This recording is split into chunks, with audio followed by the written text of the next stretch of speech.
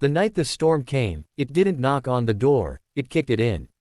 Rain slammed against the windows like it had a grudge, the power flickered, and my phone buzzed with a message I never expected to see after office hours. I'm stuck. Roads are flooded. Any chance I can wait this out near you?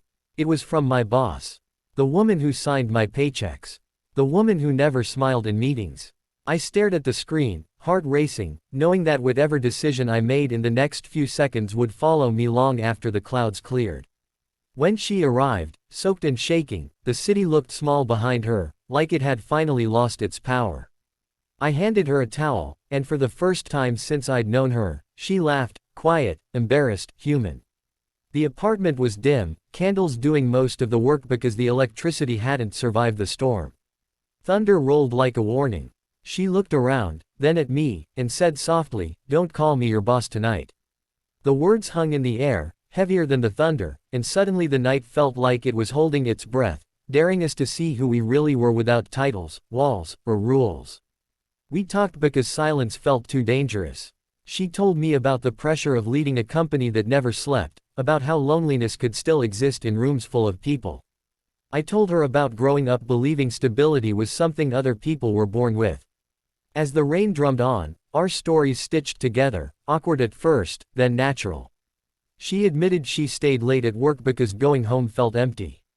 I admitted I stayed because I didn't want to disappoint her, or myself. Somewhere between confessions and laughter, I realized I wasn't looking at my boss anymore. I was looking at a woman who was tired of being strong all the time. The storm worsened, trapping us in that small apartment like a secret. We cooked whatever we could find, burned the first batch, and laughed like teenagers caught doing something reckless. She sat on the floor, back against the couch, and asked me if I was afraid of failing. I said yes, every day. She said she was afraid of succeeding alone. Outside, the city drowned, but inside, something warm and steady grew. When she finally leaned her head on my shoulder, it wasn't dramatic or planned. It was simple, like exhaling after holding your breath too long. And in that moment, I understood that sometimes life doesn't change with a grand gesture, sometimes it changes because two people stop pretending. Morning crept in quietly, as if it didn't want to interrupt what we'd built overnight. The storm had left the streets washed clean, and sunlight spilled through the windows, honest and unforgiving. She stood by the window, coffee in hand, suddenly guarded again. That's when the fear hit me. The world was waking up, and with it came consequences. She turned to me, searching my face, and said, "When the day starts, everything changes, doesn't it?"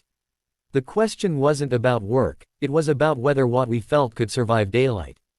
The second hook came without warning, sharper than the first. Her phone buzzed. A message from the office. Crisis. She read it, shoulders tightening, armor snapping back into place. I watched the distance return between us, measured in inches but feeling like miles. She thanked me for letting her stay, voice professional again, and for a second I thought the night would become just a memory we never spoke of. But then she paused at the door, eyes softer than before, and said, "I meant what I said last night. I just don't know how to live it in the real world." Weeks passed, and the office felt different. Not awkward, heavy. Meetings were sharper, emails shorter. I wondered if I'd imagined the connection. Then one evening, she asked me to stay late.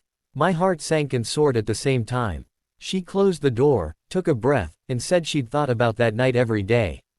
She said she'd realized leadership didn't mean shutting everyone out. She said storms had a way of revealing what matters because they strip away everything else.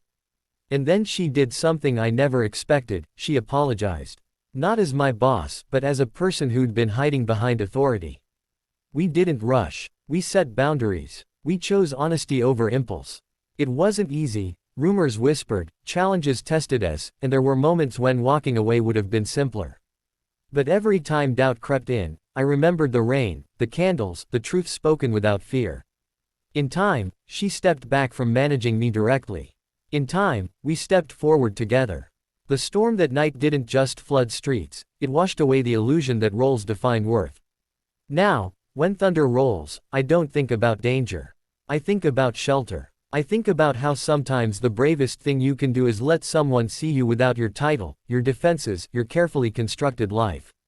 Because when the storm passes, what remains isn't the damage, it's what you chose to protect.